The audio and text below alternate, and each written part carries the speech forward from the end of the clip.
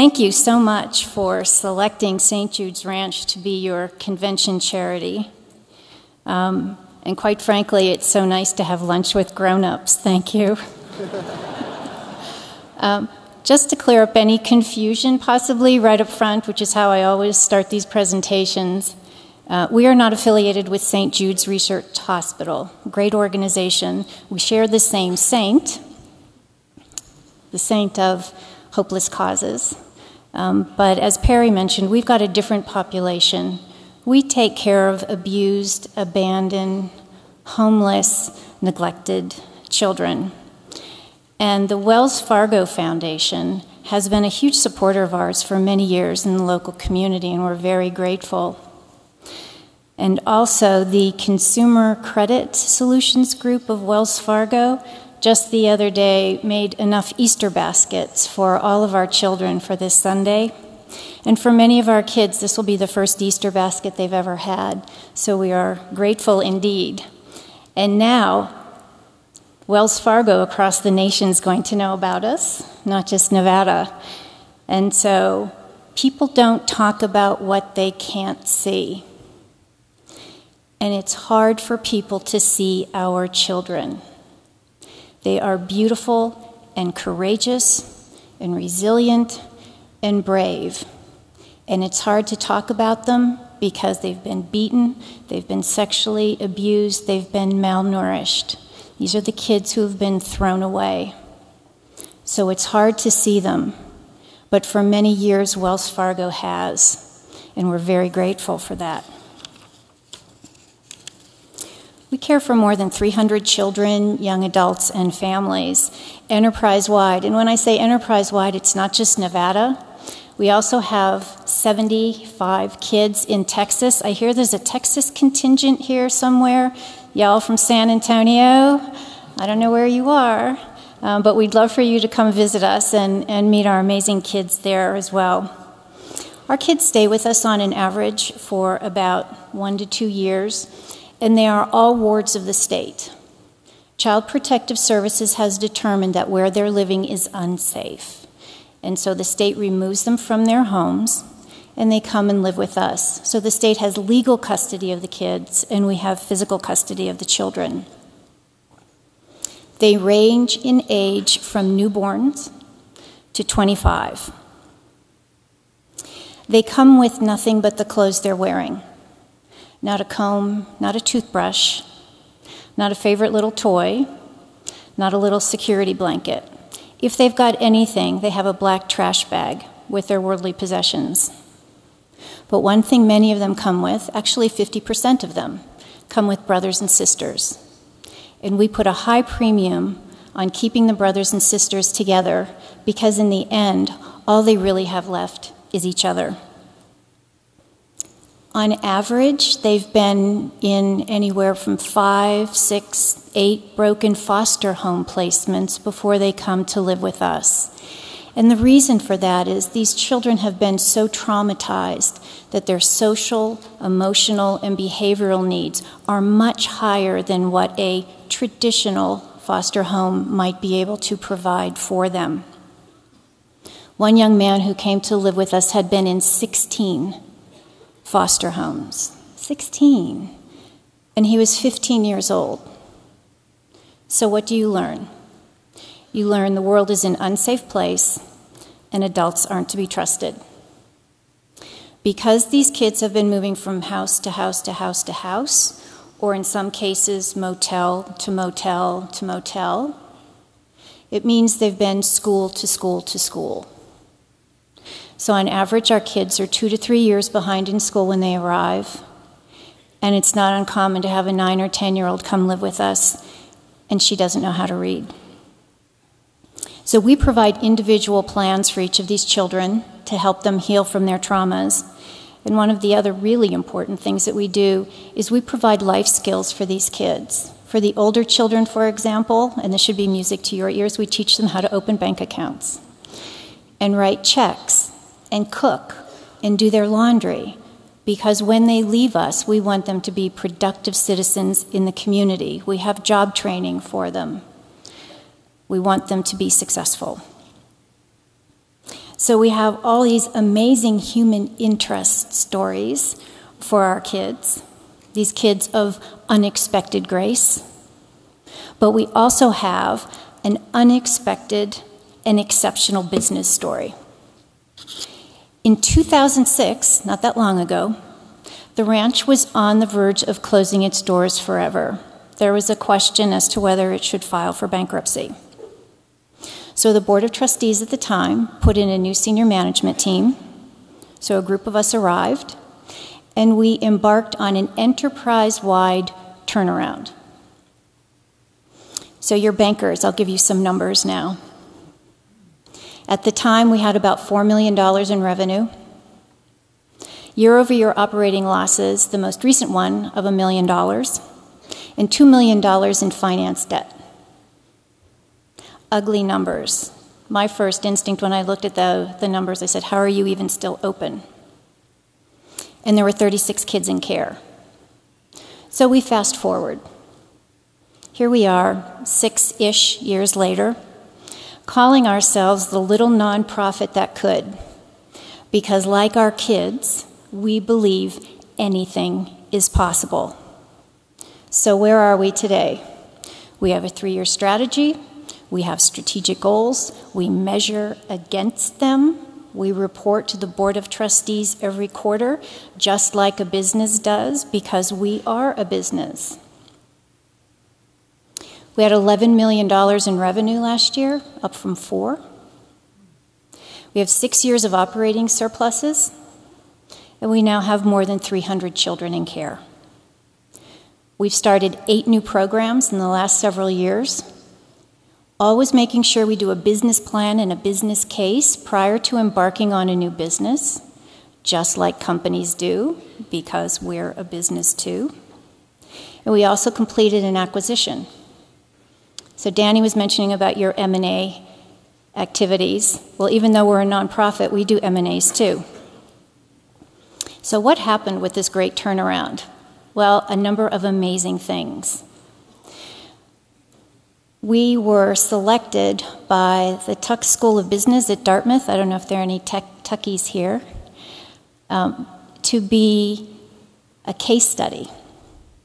So one of the professors there took the turnaround story, which he labeled as a best practice turnaround for-profit and not-for-profit, turned it into a case study, which is now taught as part of the curriculum in the MBA program at Tuck. We were also recognized and got the featured leadership article in the Nonprofit Quarterly last year, which is really the Harvard Business Review of nonprofits. A great honor indeed. But the real crowning achievement was only now maybe 5 years out of the turnaround, rising like a phoenix out of the ashes. The business press in Las Vegas selected us as the Nonprofit of the Year. So we've got this great business infrastructure.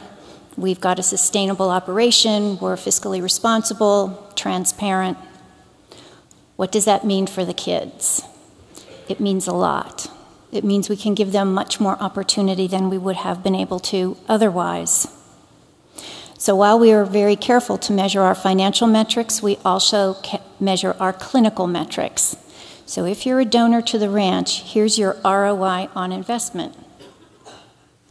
We have a 100% high school graduation rate.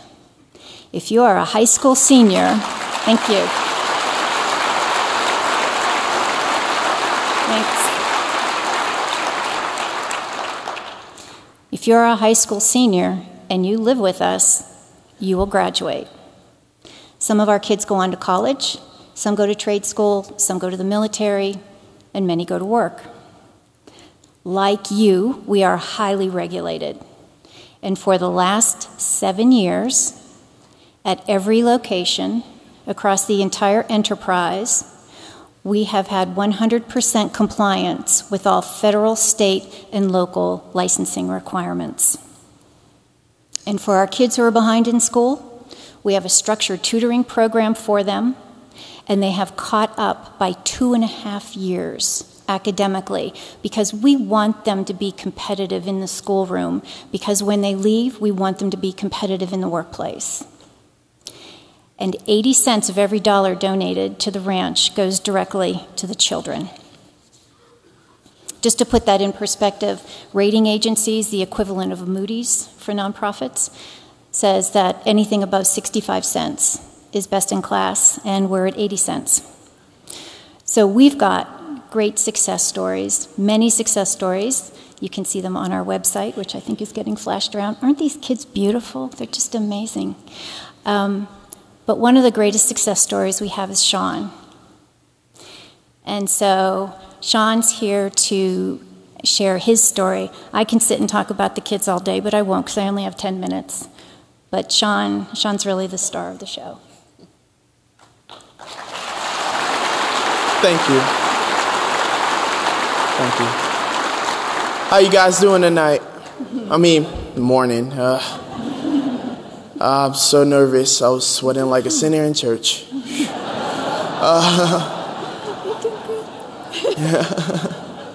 Yeah, I've come a long way thanks to Christine Spadafor and St. Jude's. If it wasn't for them, I probably would be dead right now. They helped me so much. Words cannot express how well they helped me. I'm originally from New Orleans, Louisiana, not the city part, the countryside. I was raised in a single-parent home. My mother took care of 3 kids right at the age of 21, so she was a baby raising babies.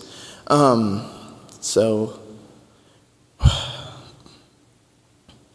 mother tried her hardest to give us a great education. She took us out of New Orleans and brought us here to Las Vegas, which honestly I didn't know Las Vegas even existed till I got here. I got my education. We moved around probably every other 6 months, and I never really got to have friends or really learn about life until high school, where I met these wonderful people, and they took me under their wing, turned me from a little bitty scrawny kid to this massive man you see in front of you now. And times were really hard after high school. My mom got, because of the economy, we've pretty much were living off of a paycheck, and it got to the point to where my mom couldn't even support anyone anymore. So I left home and been sleeping on benches, crashing on friends' couches, and it was hard. It was really hard, and I was too proud to ask for help from anyone until one of my friends told me about St. Jude's, and they gave me a roof. They gave me a family again. They gave me love, support, everything I need.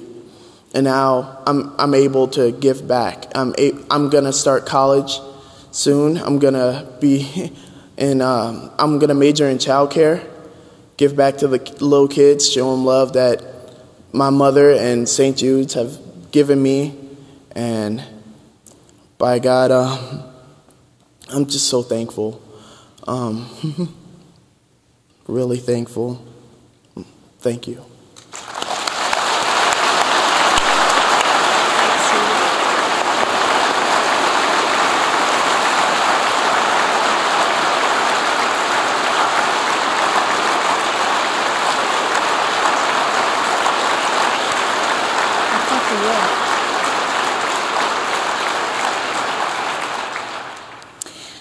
I just feel like a proud mama up here.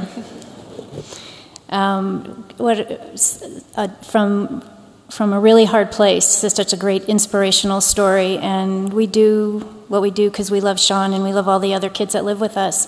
Just one very quick story. We competed for and won a contract to provide services to 18 to 25-year-olds who are homeless. Because at 18 years old, kids age out of foster care, and 7 out of 10, on the day they age out, 7 out of 10 have no place to live. No one else in Las Vegas has a program like this. And I was asking one of the young men one day, what do you like best about living here? Or what don't you like, right? He's my customer. I need to know what's not working. And so there are 15 individual studio apartments, and they're beautiful. We got a lot of feedback from teenagers about how to furnish them. And so I expected him to say, well, I've got my own kitchen, or I have my own bathroom, or I have this nice bed. But what he said, I never would have imagined. He said the best thing about living where he's living now with us was that he has a lock on his door. Because he knows when he goes to bed at night, he'll be safe. It's hard for many, perhaps all of us, to imagine that. So last night, you guys were on a roll, as Perry was saying, and we'd like to continue the roll, and you can help us in two ways.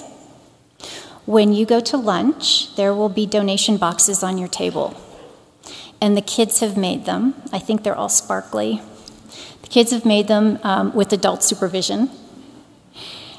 And here's the math. I had a big fancy job in corporate America. I know exactly where you guys are sitting. I get it. The math for a nonprofit is completely different. For $5, I can feed one child for a day.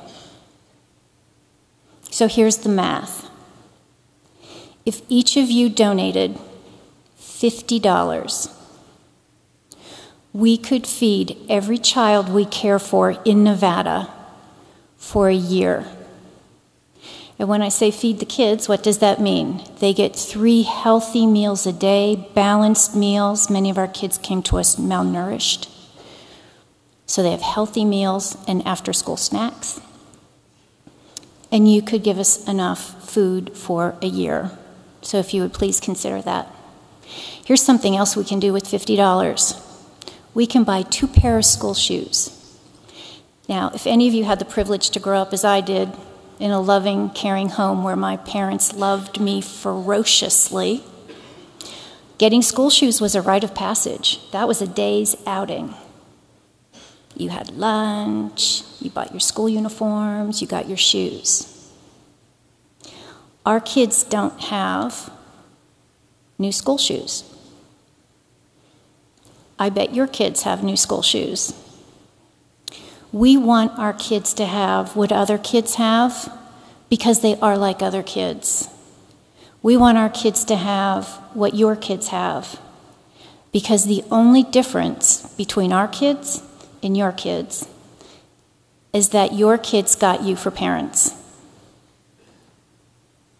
The second way you can help us is, I know you've all got your mobile banking apps, right? So everybody's got one of these, I'm guessing, right? So even though we're a little charity, we are social media mavens, and we're on Facebook.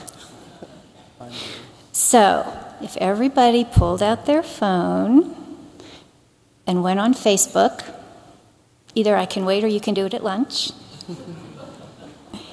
and like us, because there are almost 2,000 people here, and that's 2,000 more people that know about our beautiful, resilient, brave, graceful kids. And what a huge difference you can make getting the word out about them by simply going on Facebook and liking us. It's really easy, so I hear. I'm completely technology I can't do that, but... So on behalf of Sean and myself, all of our kids that you see up here, our dedicated and committed staff, our excellent board of trustees, our donors and volunteers, thank you. Thank you for selecting us. Thank you for giving us this opportunity, and thank you for caring about our kids.